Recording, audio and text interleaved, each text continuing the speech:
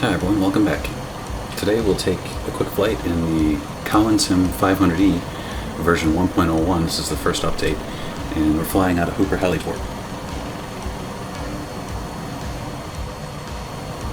Okay, and this is a very responsive helicopter, so inputs are very small. The left skid low behavior that everyone has been noticing with this helicopter, that is correct. Helicopters with a counterclockwise system like the MD500, they hover left skid low due to the translating tendency from the tail rotor thrust counteracting the torque of the main rotor. So that is normal. So when you're flying helicopters, you have to get used to the link between your feet and the collective, your left hand. When you move the collective, you move your feet. So as you apply collective, you need to counteract that torque with left pedal. And as you reduce collective, you counteract that torque with right pedal.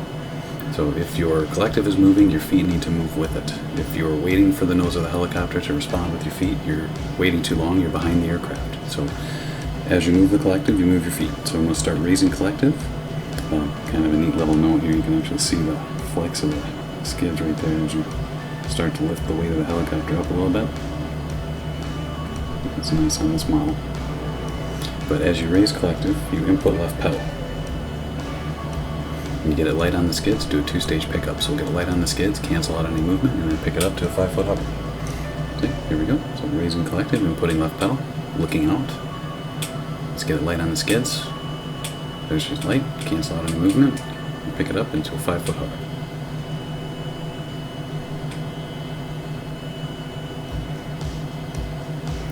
Not as pretty as I'd like it, so let's do a couple of practice. This is probably one of the best things you can do for practicing. Just do some pickups and set downs. So looking out, keep your frame of reference large. That way it's easy to tell if the helicopter is translating. And then we'll pick it up and set it down a few times. So here we go, we'll just lower the collective, right pedal as we drop it down slight, and we'll set it down. Okay, and we'll do it again. Let's go collective up, left pedal input. And we'll pick it up, just light on the skids, and we'll pick it up into a 5-foot hover. There we go.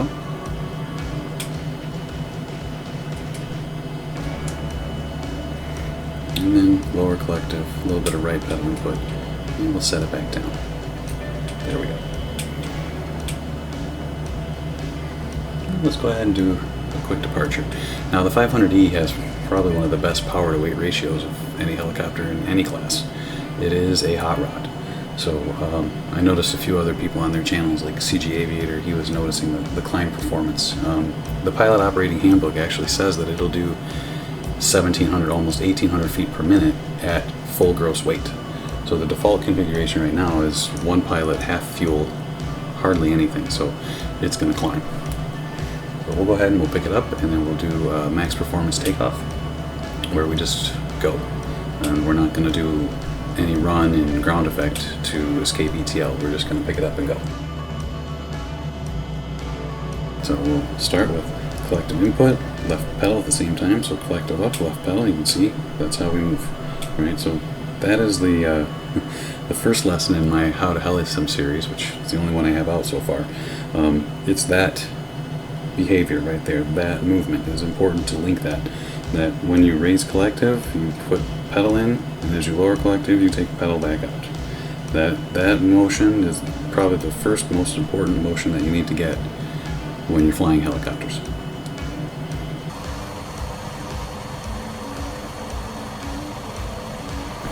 I use a set of Pro Flight Trainer Puma controls. I swear by them. I think they're awesome. They're great for flying helicopters. It's great for flying fixed-wing aircraft as well. I also have a set of honeycomb yoke and throttle quadrants and an old set of CH Pro pedals that I use for flying fixed-wing aircraft that have a yoke. I like to try to keep my control setups to match the actual aircraft. I think it's essential that whatever it is that you're learning with, you don't have to have specific controls, but you just stick with that control setup.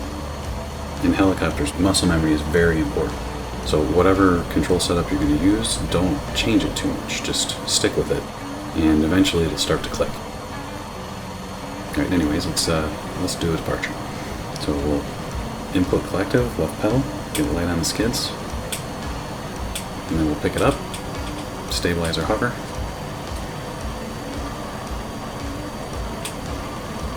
Okay, and then we'll do a departure, and we'll just more collective, and we'll depart like we're doing a max performance. And as we start increasing our speed, we can actually take a little bit of pedal out. As the tail rotor goes through ETL, it gains efficiency. The vertical stabilizer gains efficiency as you start moving forward. And the developer is aware the left skid low behavior in a cruise is not normal. What you get is called dissymmetry of lift. And it doesn't tilt the helicopter to the left, it puts control forces on the cyclic. So when you're flying in a cruise, the helicopter will actually be level. So here we are, this is pretty close to trimmed out right now. Pedals are almost neutral. There's a little bit of weird behavior there, but I know the developer's working on it. It's otherwise in almost every flight regime, it's pretty close to the X-Plane version, which I would assume flies very, very close to the real thing. So, like I said, it flies like a helicopter. It does everything I would expect it to, but I've never flown this type before, so I can't directly comment to it. But as you're flying in cruise, you encounter what's called dissymmetry of lift, and that's because the advancing blade is moving at a different speed than the retreating blade. So the rotational speed of the rotor is the same across the whole disc, but when you're cruising, you have to add the cruise velocity, or the speed you're cruising at, to the advancing blade, and you have to subtract it from the retreating blade. So the advancing blade is moving faster than the retreating blade, so it wants to flap up, and the retreating blade wants to flap down, so the rotor disc wants to tilt to the left. The helicopter doesn't tilt to the left, but the control forces are there, and you are having to constantly hold the cyclic to the right to keep the helicopter from rolling.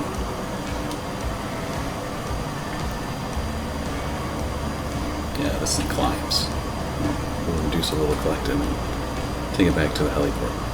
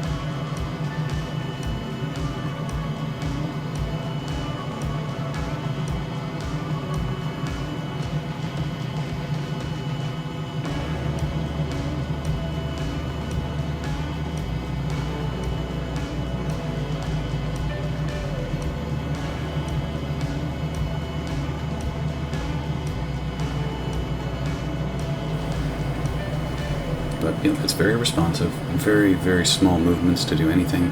I feel like maybe it is a little sensitive in the pitch axis, and compared to the roll axis, like it's a little more sensitive in the pitch axis, but it feels about right. Helicopters are very sensitive to control inputs. You really just have to think about the control input, and it's probably enough.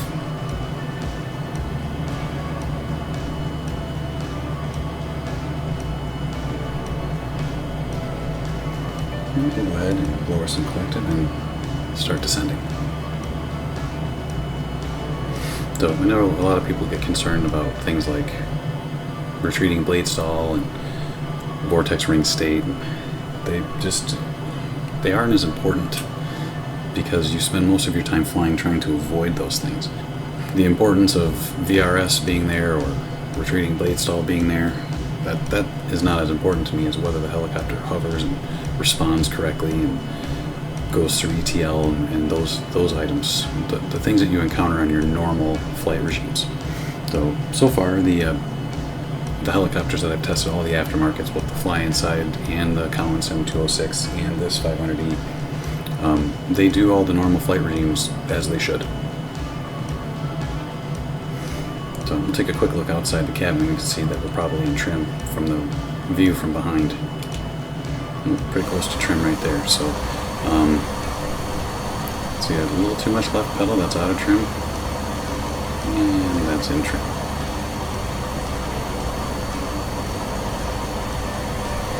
So contrary to what people might see, helicopters don't fly at a crab. You do fly in trim, but it's not easy to maintain it. It's very easy to get out of trim very quickly and not notice it.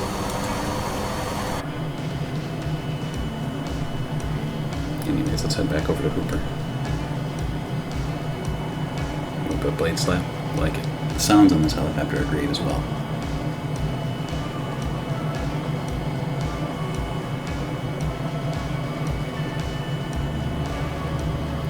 Okay.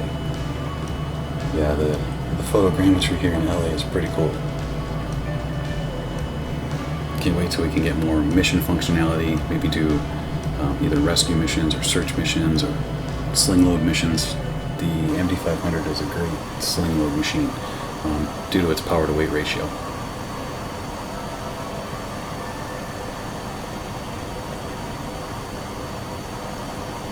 Alright, so coming in for an approach, you can see right here we've got some power lines. Power lines are like the biggest danger for helicopter pilots. You can't really see them until it's too late, so you want to look out for towers. And the best thing to do is to overfly the towers, because there's usually no wire on top of the towers. The wires are between the towers. So if you overfly the top of the tower, it should be safer.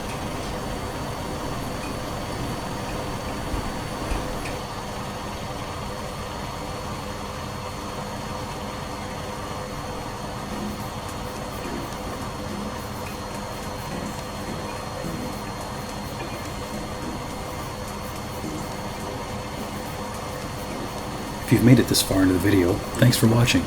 Please like and subscribe. I appreciate all the support I can get for the channel.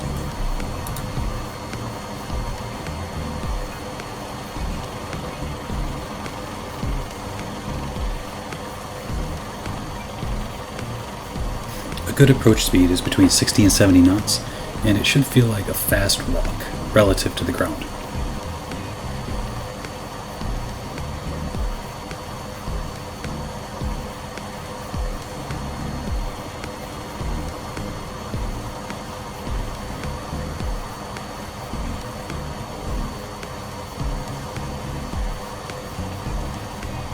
Try to keep your target landing spot stationary on the windscreen. If it's moving up the windscreen, your target landing spot, that means you need to raise collective. If it's moving down the windscreen, that means you need to lower collective. And you maintain your closure rate with the cyclic, and you slow down gradually as you get closer. The goal is to exit ETL just as you're arriving at your target landing spot into a ground effect hover.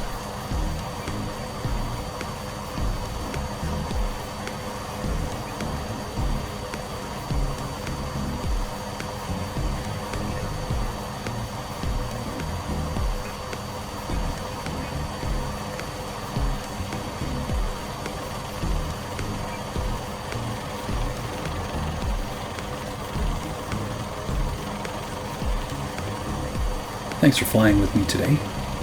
Be safe, be kind, and I'll see you in the next video.